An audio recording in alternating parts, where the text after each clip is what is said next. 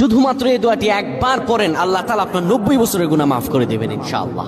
আপনার 90 বছরের গুনাহ মাফ হয়ে যাবে যদি মাত্র এই দোয়াটি যদি একবার পড়তে পারেন। আপনার ভাগ্য খুলে যাবে, রিজিকে বরকত আসবে, মনের ন্যাক আশা পূরণ হবে, আল্লাহ আপনার সব দোয়া কবুল করে দিবেন। সুবহানাল্লাহি ওয়া বিহামদি।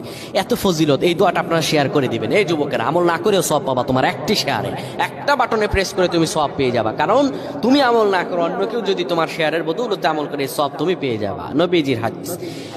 আমার ভাইয়েরা, আল্লাহর কাছে দোয়া করা, আল্লাহর কাছে দোয়া চাওয়া, এটি হলো মুমিনদের কাজ। আমার আল্লাহ বান্দাকে বলেন, বান্দারে উদউনি আস্তাজিব লাকুম, আমার কাছে চাও, আমার কাছে চাইলে আমি আল্লাহ তোমাকে দিয়ে দিব।